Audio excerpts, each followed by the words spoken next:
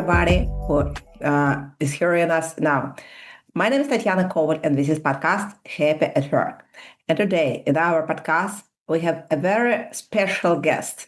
This is one of the best here in US and I hope in the whole world. This is a Peter Cuneo. Hi, Peter. How are you? Glad to be with you, Tatiana. Thanks a lot, people, for joining us. This is the first time when the person from the C-level or the biggest international corporation join us to discuss the people-centric approach for the leadership. But before we are starting, as I said, you are one of the best here in the US and I hope in the whole world because a lot of people, I think, know you as a leader. And I hope after our meeting also I will know you as producer of your own great podcast. But before we are starting, could you share, please, your professional background and the most important milestones of your professional background who helps you to become a leader?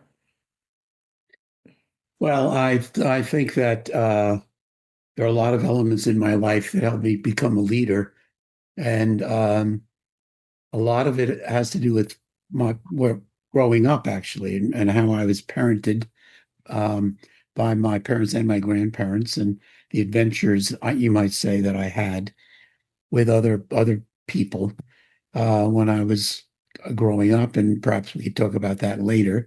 But my professional career in business started after the Vietnam War. I was a U.S. naval officer in the Vietnam War. I did 2 tours. I was on a guided missile destroyer, and on the ship in wartime, of course, I learned a great deal about leadership from the senior officers that I dealt with, as well as senior enlisted men. My ship had 300 sailors, 20 officers, was a guided missile destroyer. So we had anti-aircraft missiles on board. We had guns that would shoot 11 miles and so on. And so we were primarily off of North Vietnam during my time in the Navy. I was communications officer for one tour, and I was damage control officer for another tour. And my other big responsibility was driving the ship. As a young officer, you learn how to drive this very big ship, 20,000 metric tons, 420 feet long, 58 feet wide. And it's one of your responsibilities to learn how to drive the ship, which takes time. Is not easy because the ship doesn't move the way, say, an automobile moves when you're driving down the street. It's quite different, and you have to learn an instinct for those movements. But after the Navy, I went to Harvard Business School, which really launched my business career. I had worked before the Navy in a factory as a quality control engineer. So I had some background, of course, in business, but going to Harvard really changed my outlook, if you will, on opportunities. And my career has consisted, I think, of 3 pillars. The first is the businesses I've been involved in have been very different, but have included consumer products, media and entertainment, and technology. The second thing is that I'm known, I guess, for my career doing turnarounds of businesses in trouble. I've done 7 successful turnarounds. 3 were in Europe. The others were in the United States. And in that regard, most people remember me for Marvel Entertainment. I came as CEO to the company just as it came out of bankruptcy. I was CEO for almost 4 years and then vice chairman of the board for 6 years. And after that 10 years, we sold the business to the Walt Disney Company for $4.5 billion. So in 10 years, bankruptcy to selling for $4.5 billion. And then I think the other pillar is that I've served on a lot of boards of directors for both nonprofit and profit businesses. In business, I've served in a number of public company boards as well as private. And the first board I served on was over 40 years ago. So those are kinds of the things that have gone on. Today, I am chairman of three companies. One is a nanotechnology company based in Luxembourg with manufacturing in Serbia. The second one is a medical technology company based here in the United States in New Jersey, which has a treatment for migraine headaches, cluster headaches, and PTSD. And then I'm also chairman of an AI company based in the United States in San Francisco. I also have a podcast, as you know. Podcast is called Superhero Leadership. And you can hear the podcast on all the normal outlets. We just launched our second season. One thing that's different about the second season from the first is that we are now videoing as well. So you can go on YouTube and actually see us, myself and my guests, talking to each other as well as listening. That's something that we did not do in season one, but so on. The purpose of the podcast is just to help people who are leaders and aspire to be better leaders, or young people who are not leaders but want to be. And I believe very strongly by listening to the stories and the backgrounds from proven terrific leaders is one way to learn leadership. And all of my guests, some of whom are names you would know, some are names you don't know, but when you hear what they accomplished, you'll understand why I have them on our podcast. And we talk very candidly. We talk about our failures, not just our successes, and so on, because no one's perfect. And we don't want, good leaders really don't want people they deal with to think that they're perfect. Believe it or not. Some do actually, but we all know as human beings, we're not perfect. So that's a quick oversight, if you will, of my background. Mhm.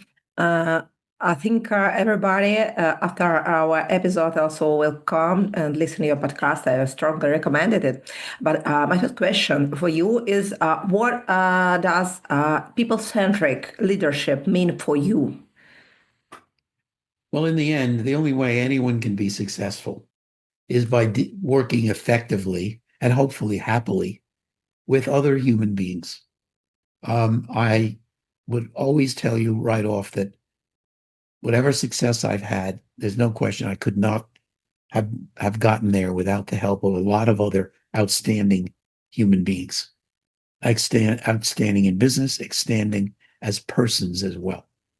And that's the way it is. So leaders certainly should appreciate that. Certainly good leaders do. And you work very hard on those relationships to make them productive and successful. It's very interesting what you have a very long and successful career. And as I understand, you started your career at a period when the most people in business said, nothing personal, just business. So that means everything what you are worried about in your personal life, you should stay outside the company. Now we have a huge change in approach for treating our employees. What does it mean for you? Was it difficult for you, or maybe you have your insights which helps you to become the leader who say everything is in our business is about people, and we need to treat people as a people, not just as a part of a great mechanism of company. Could you share your maybe transformation as a leader during Sure. the huge period of your career? Sure. Well, first of all, let me say that I've never agreed with the phrase that it's not personal.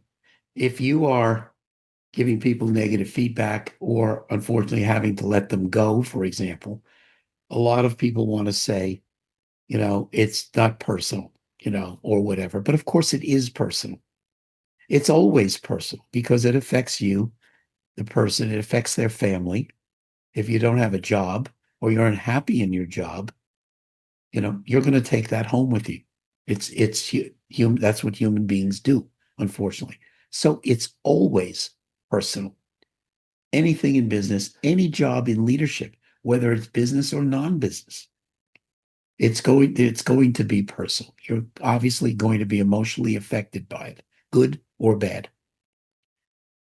And so, I think that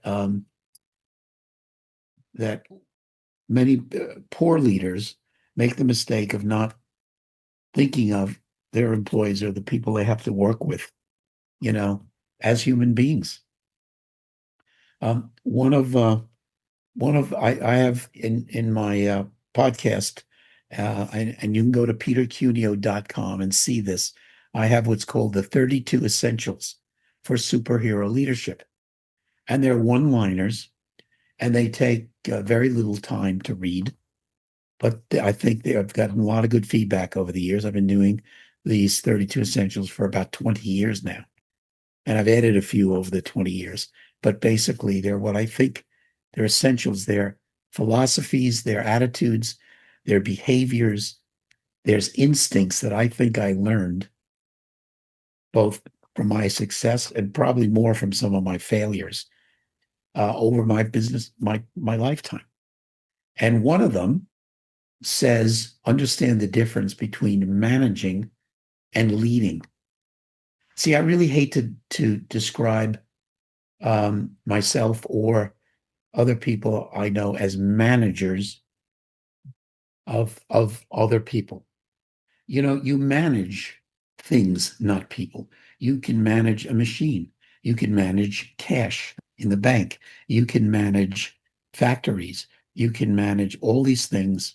But what's unique about them is whatever you want them to do, they won't question your decisions. But you must lead people. I never say so and so is a manager. I always say they're a leader when they Mhm. have a job that's dependent on others. You understand, that people you lead, are not not machines. They have feelings, and they're going to question your decisions or your points of view at times. That's natural. But Mhm. so many unaffected leaders think of people that they work with or work for them or advise them or whatever as not totally human. It's a terrible mistake. And when I first, I think one of the things I'd mentioned when I talk to really good leaders is we often talk about their childhood, and I see a lot of parallels.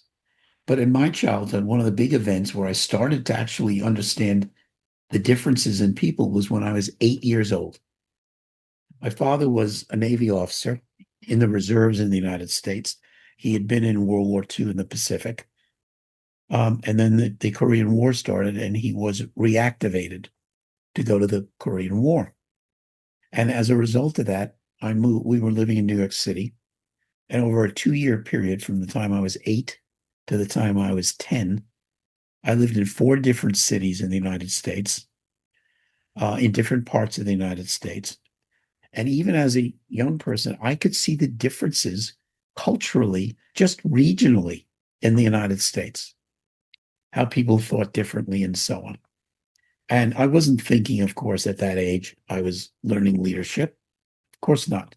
I may not have even known what the word meant at that point, but I was starting to get instincts. Every city, I had to make new friends, and they were different, and that's okay. And it was fine. I didn't have a problem. And I was actually a little bit fascinated even at that age. And so that's where it started for me. I was getting a diversity of experiences with other human beings. Mhm. And so I really, when I think about my leadership story, it really starts way back then. Mhm. Well, thanks for And sharing so it. I learned, that Mhm. people are human. The one thing I did learn is we all have, and I don't care any human being walking the planet, we all have similar emotions. We may hide them culturally and express them differently, but we all feel happiness, we feel sadness, we feel fear, we etc. Whatever you want to talk about. But you have to learn that. And sometimes, we don't, our body language or our words don't express those feelings the way other people do in other countries. But Mhm. they're basically, we are all the same. basically. And one of the reasons I think I've enjoyed working, particularly overseas, on a lot of in a lot of businesses, is because it was fun to see that people I was working with in whatever country, Mhm. you know, had these same feelings but expressed them differently, which is fine. Yeah. Thanks for sharing your story. Thanks for sharing your approach. And as you mentioned, you have your 32 essentials. May I ask you, how did you write them? Could you share from each experience, maybe from your success, or maybe you also had reflection about your mistakes, as you mentioned in the beginning? Could you share, please, the history of your Sure. 32 essentials? Sure. I started these almost a little over 20 years ago, and I was the CEO of Marvel Entertainment, and I was asked by a group to make a speech on leadership. Marvel was doing well, and there was an audience of several hundred people. And interestingly, even at that age, which was not young anymore, I hadn't thought much about my own leadership. I really hadn't. I had treated life more as an adventure, going from one adventure to the other. And I hadn't really thought about it. And before I had to give this speech, I had a long trip. It was a nonstop flight from the United States to China for 11 hours. And I was very concerned about what am I going to say to this audience, and so on. And something happened. I went into, I only describe it as a trance for about 9 hours, and I'm thinking my entire life through and what I thought I had learned in different stages, different experiences, different uh, situations, good and bad. And at that time, I came up with what I called 28 essentials for superhero leadership. And I'll give you a few just as a sample. And your audience can certainly, go to petercuneo.com and see them all. And I think you can print them and if you'd like to keep them. And I Mhm. often tell people that, grade yourself. If you can be honest with yourself, how are you doing at these things? So here are a couple, just an example. The very first one is show positive energy from minute one. And what I was referring to, of course, in my case, was taking on a new job, a turnaround. Everybody is worried. They already know, everybody in the company knows that the organization is in trouble. What's their personal future going to be? Will it be okay? Will it not be okay? Will they have a job? Won't they have a job? Will they have to move? All of these things.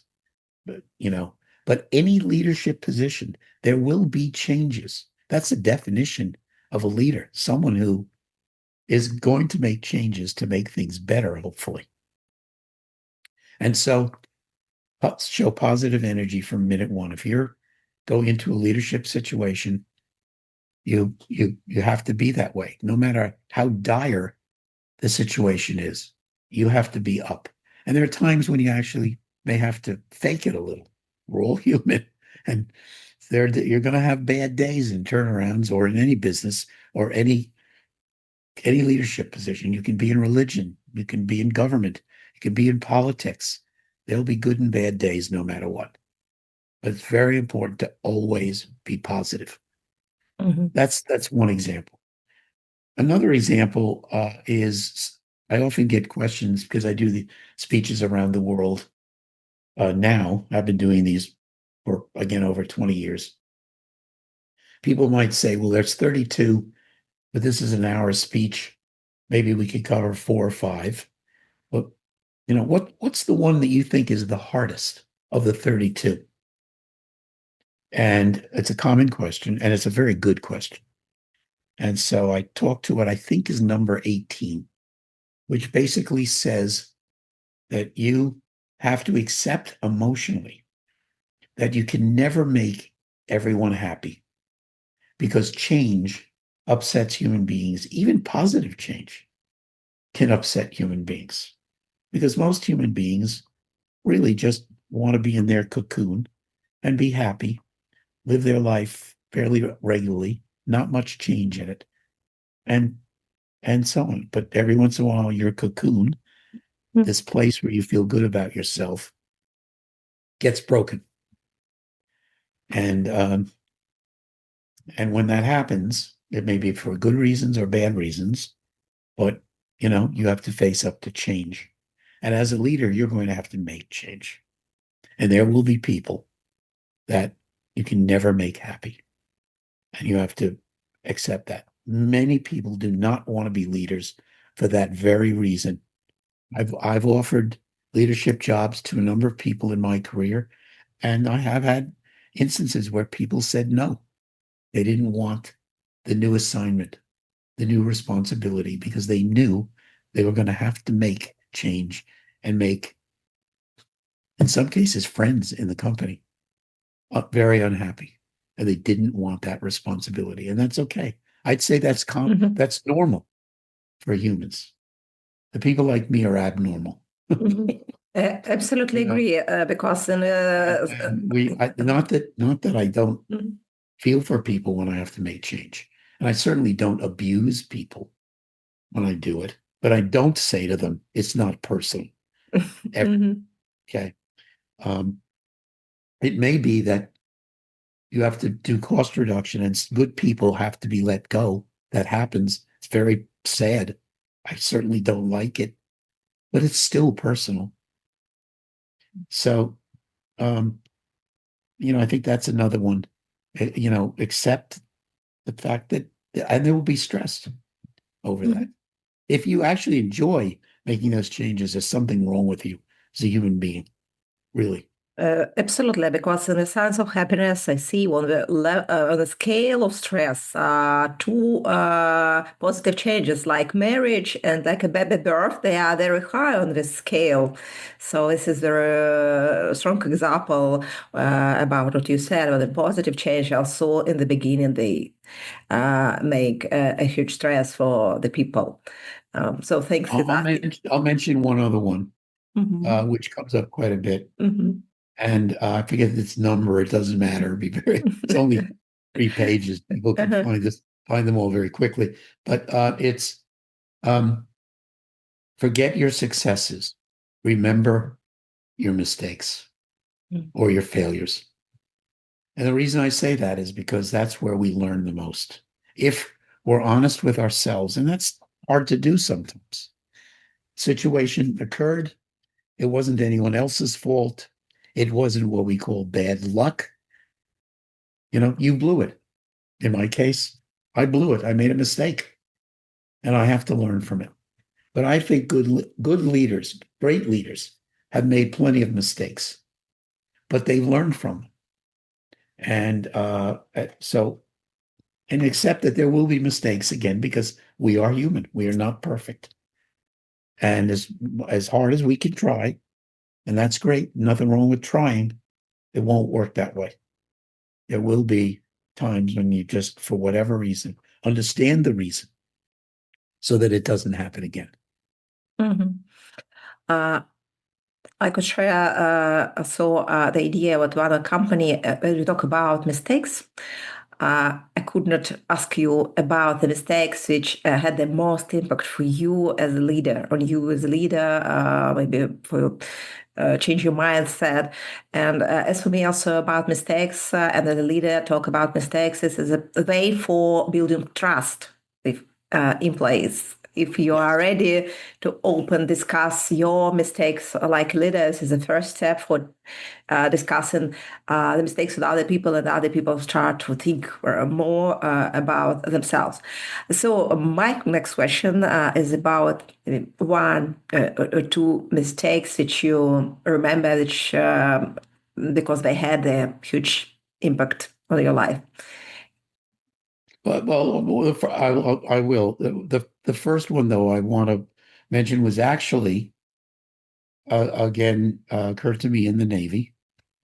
Um, and the captain of my ship, in a combat situation, I'm not going to take 10 minutes to explain the whole situation, but made a bad mistake, which luckily didn't result in anyone getting hurt, but it was very close.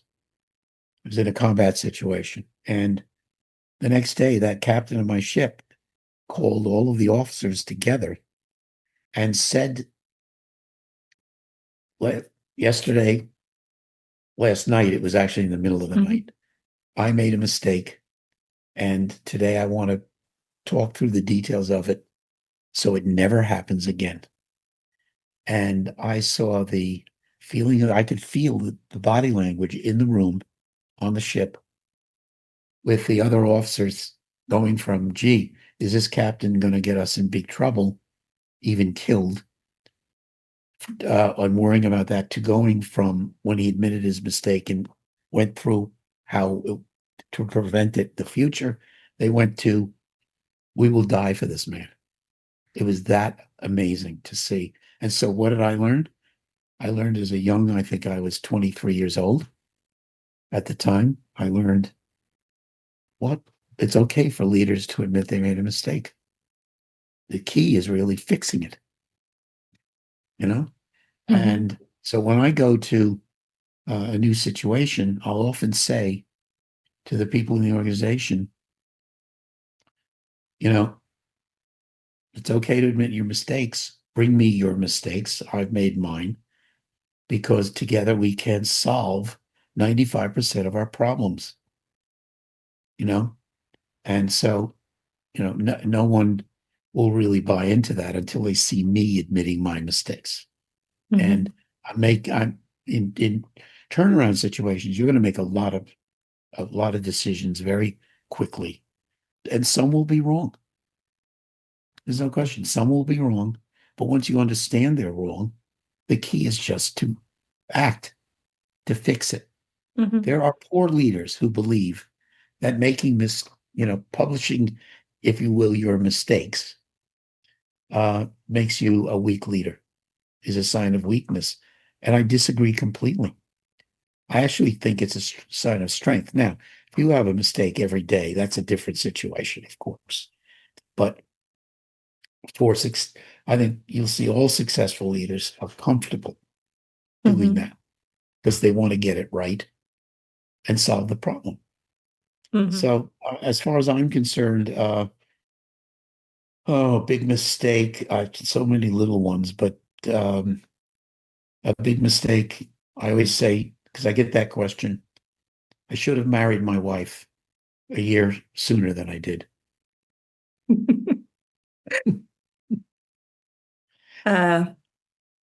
Peter, thanks a lot. And you didn't expect that, yeah.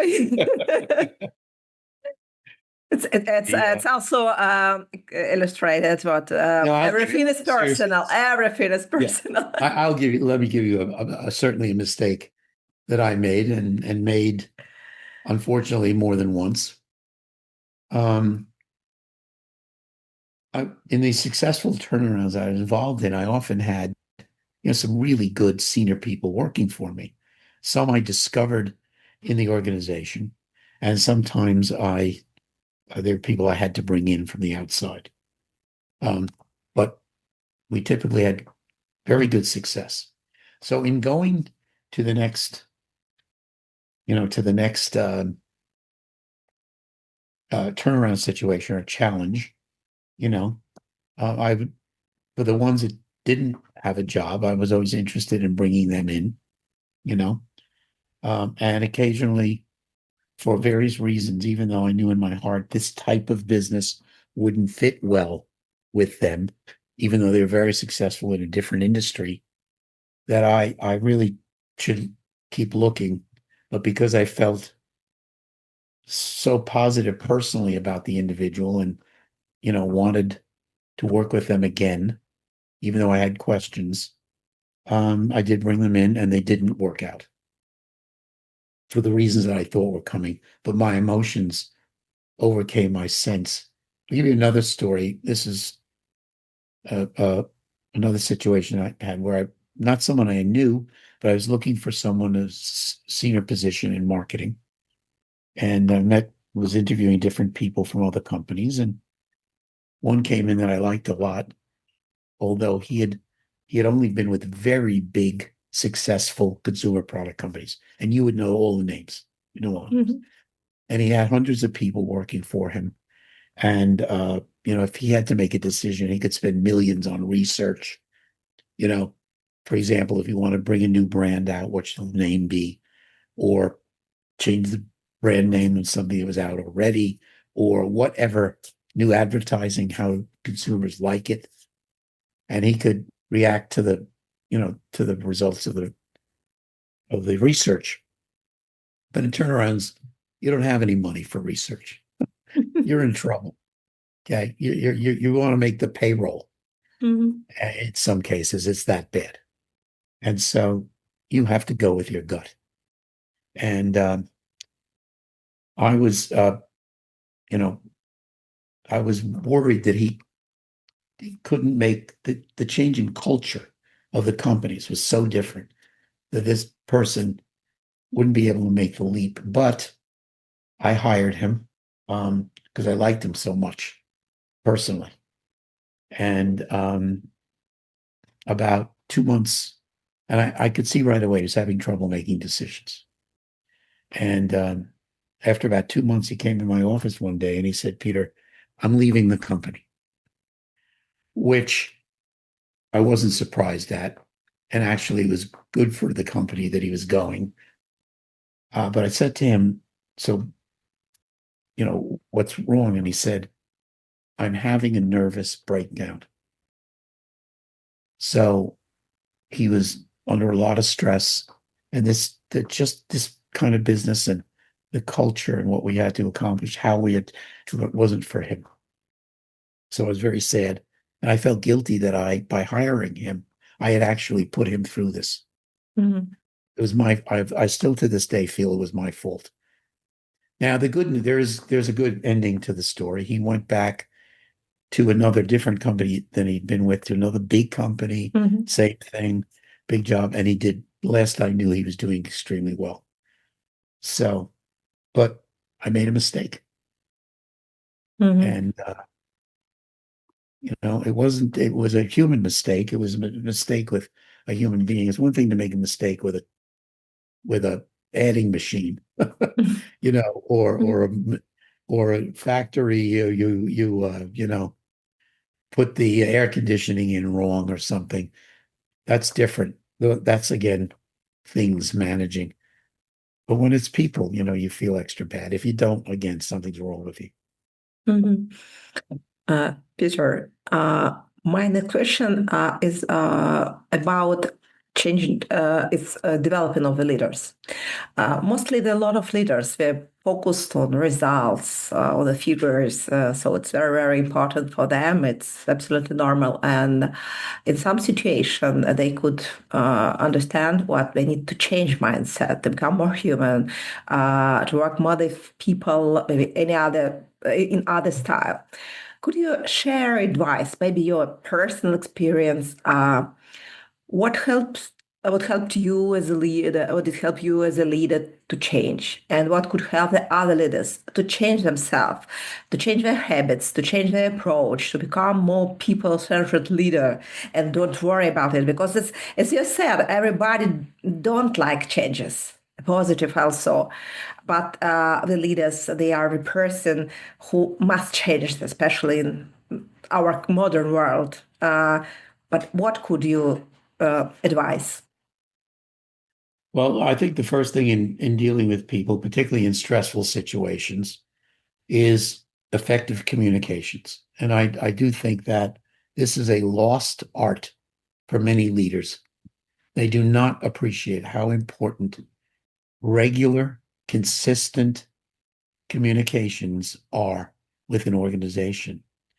And face to face, if you can do it, is even better. But unfortunately, in many cases, in big organizations, you simply, as a leader, can't sit down with every individual. But so you have to communicate in other ways to larger audiences. But it is very important to let the organization understand how you're thinking, what you're thinking, even sometimes when it's bad news. People would ask me, are we going to have layoffs? Because they're worried about their jobs. And I would never lie to them. I would say simply, I don't know. It's possible. We're still evaluating that. But many poor leaders will tell different stories to different people, depending on what they think that individual or that group wants to hear. Again, trying to make them happy or at least feel better, even at the expense of misleading them. My experience is that human beings want honest communications, even if the message is a bad one. Mhm. They would rather hear bad news than no news, for example. And they'd rather hear the truth rather than something, made up. I see it very common in poor leaders. They do not communicate well. They do not communicate consistently. And you've got to communicate with all the people that you influence. And sometimes it's not just people in your organization. It can be people you depend on outside your organization. If you're in business, well, how about people who are your suppliers Mhm. or your bankers or your consultants, your auditors, or whoever they are? They're important to you. Your customers are important to you, aren't they? Hmm. Okay. Um, it you need to be talking to all of these interested parties. Now, you Mhm. may say some things to the employees that are a little more in detail and a little more in depth, than you might say to some of the outside people. But people want to know that you care about them and that you're working hard to fix things. And the only way, there are a number of ways to do that, but communications are super important. Mhm. Uh, Peter, my next question could be a little bit more personal for you because for me, you are a person who inspires others. You not only have a huge career, but you are a person who who is sharing your experience widely, who don't lose the curiosity to this life, who don't lose the ideas which you want to share and pay a lot of attention for these. What helps you personally to stay positive, just to motivate you to do everything what you do? For example, your podcast or sharing your 32 essentials. What helps you to stay with a lot of energy, because it's also very important focus for every leader to have energy to do what they want. Could you share maybe some of your life hacks, your approaches, and your secret of your, I think, it's your success and your personal experience as a leader, and also as a man? Well, Tatiana, it really starts with, again, going back to my childhood. My mother was a very optimistic person. And every day, practically, she would tell me, Peter, you can be whatever you want to be. You can accomplish whatever you want to be. And of course, I knew, even as a young man, that I couldn't be good at everything, anything. Um, but when you hear this constantly from your mother, and my father was not negative either, but he didn't talk as much as my mother. It gets to you. It gets in your soul. And I became an optimistic person because of my mother. And so I go to almost every situation thinking positive thoughts. And one of the reasons I think that I've done 7 turnarounds, all successful, has to do with my optimism. Now, obviously, you have to choose well also, because many turnarounds fail. And there are some turnarounds that nobody can be successful with in turning around. The business itself or whatever conditions exist are just too bad for the problems to be solved. So you have to be careful, yes. But I'm very optimistic in my personal life as well. And even sometimes I'm too optimistic. I'll admit that too. Mhm. But I certainly, I think my optimism projects to other people. My enthusiasm about things, I think, projects even today. I mentioned the podcast, but I also have a book called Superhero Leadership, which is coming Mm. out in January. Oh, it's great. I'm also putting together a program for high school students I'm very concerned about young people today, globally, anywhere. They're not Mhm. learning leadership. And why not? Because God knows, we have a lack of leadership in the world that may be the worst in human history. Just turn on the news, and we need the young people to step Mhm. up. They're not learning leadership, those instincts I talked about. And why not? And this is a theme on the podcast as well that we talk about a Mhm. lot. Mhm. And on petercuneo.com, I do have a list of things that I recommend. I talk about why they're not learning Mhm. leadership, and I have a recommendation Mhm. for things that young people can do for themselves to learn leadership. So, starting at a very young age, 5 years old, believe it or not. So, I think that that's a very important part of what I'm committed to. Um, and so, while I'm down on leadership in the world, I'm optimistic that we can overcome our problems. Um, but I'm also working on this program for high ability high school students around the world, Mhm. summer programs at some of the best universities and colleges in the world, again, on leadership. Mhm. Um, and so, yeah, I, I'm still going strong. And I think it also give you motivation and energy for doing what you do, not just stay at home or play golf or just rest near the sea. It's really, I think it's also important for leaders to share ideas, to share experience, to motivate others, to inspire us. I think. Peter, the time is coming so fast, and if I have possibility, I will speak and speak and speak to you, but we have time limits for the podcast. And I want to ask you my last questions. It's usually asked to all the people who visit my podcast. If uh, you have possibility to give free tips for future leaders or for leaders who now work in the companies, what tips it could be?